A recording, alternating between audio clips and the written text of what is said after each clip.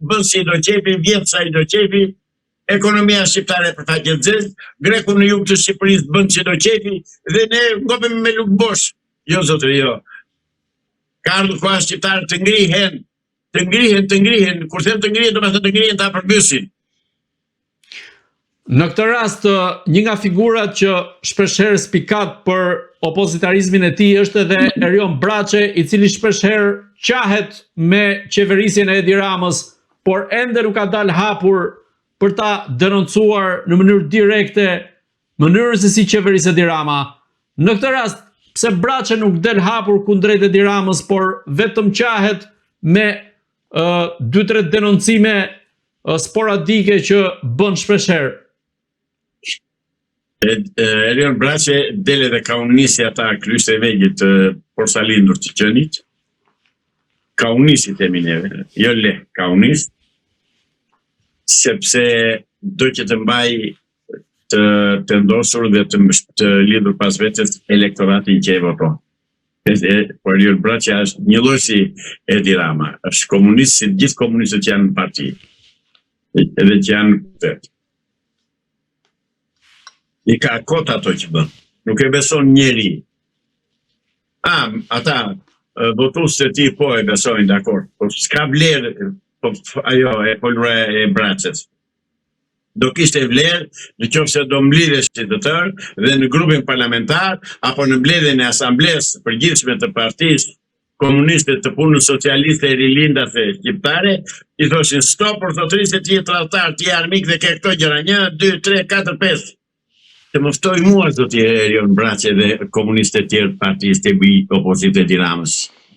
Një vajzë e re e bëri 8-2 Ambrozia Meta Edi Rama, dhe nuk pati kurajo po si burres që qeta Dibriasë, që ai zoti Zyrës.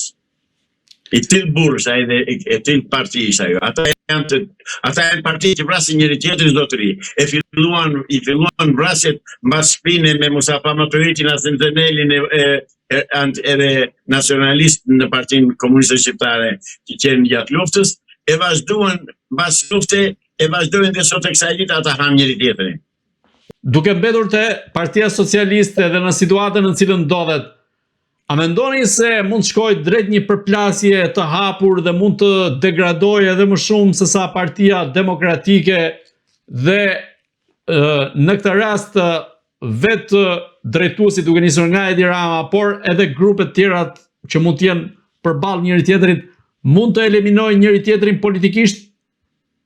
Jo, kjo nuk ndodh. Dhe nuk mund të ndodhë sepse kanë një komandant me vete, ka një udhëheqës që quhet George Soros. Ka një financues që quhet George Soros. Dhe kur Edi Rama e shikon që është ngushtë, thret George Sorosin edhe ata lakejt e tij, spionët e tij, vinë këtu ata dhe u bëjnë 8-2 këtyre që i në vjen Edi Ramës. Zotëri, po e them për të disa të njerë dhe e byllën si çështje këtë, sepse nuk kam vlerë ta themi, është parti kriminale në pushtet, është parti antikombëtare, është parti tradhtare, janë të tërë që të vënë në burg për tradhti të lartë. Nga kryeministri të tërë klasa politike, unë kam thënë, ne kemi një klasë politike të shitur, harruat miqësinë e Salim Berisut me Belerin, a harruat, se harroi shqiptarë. Pra, që pozitë është ai? Zoti Islami, çfarë po ndodh me Belinda Ballukun, e cila ka rënë në qetësi, pra konkretisht çështja e së cilës ka rënë në qetësi pas votimit në kuvend ku Edi Rama e mbrojti së bashku me deputetët e tij, ndërkohë një ditë më parë kreu i Partisë Demokratike Sali Berisha tha se ajo po tenton të blej pasaport huaj për t'u arratisur jashtë vendit. Ju si mendoni sa gjasa ka që Belinda Balluku të arratiset jashtë vendit? Në radhë të parë dua t'i them Sali Berishës, po besoj mbyllë gojën se na ke lodhur shumë. Na ke lodhur zotëri me atë ta quajtur në opozitë. Ti komunist Sali Berisha, ti je më komunist se Edi Rama, më komunist se Enveri. Ti e mban atë në pushtet, ti e mban Elisa Spiropa, atë mi them Balluku në pushtet. Ti o Sali Berisha, ti. Ik zotëri, ik, se je fajtor ti. Zotëri, më kam thënë një tjetër, mos ma quani më as kryetar të opozitës, as kryetar të Partisë Demokratike, as opozitë shqiptare, se praktikisht nuk ka opozitë shqiptare, dhe shqiptarët i shikojnë këto gjëra. Lidhur me Belinda Ballukun, që e mbrojtje Edi Rama, dhe që vuri veton në partinë e tij, tregon që askush nuk ka që bën Edi Ramës. Sa mirë disiplinoi të tërë ata dhe votuan për të mos hequr imunitetin asaj zonjës Balluku, a e pat sa kompakt ishin.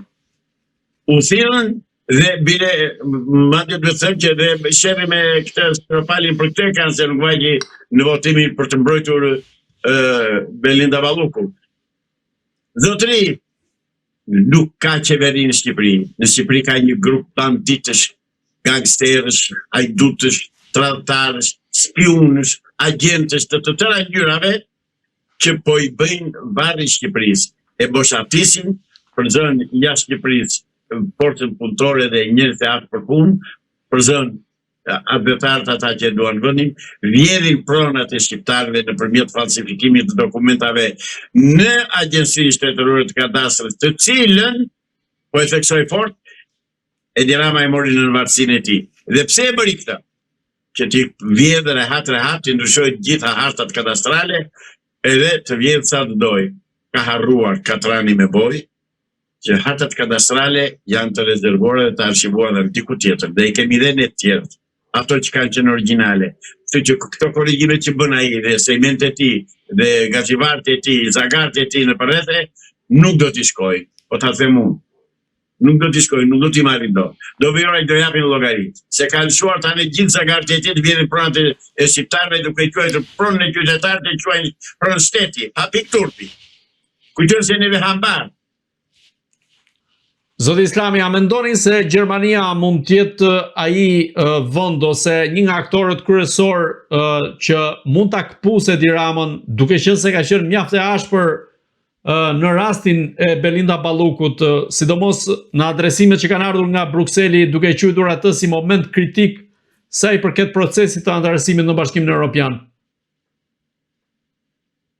Gjermania është e vonuar në këtë pikë, po dhe që kur të dojnë nuk ka që bënë, sepse thash dhe një tjetër, Portimadore, Illuminati, Kabala, Komiteti 300-ve, Rothschildët, janë ata që komandojnë botën mërduperia.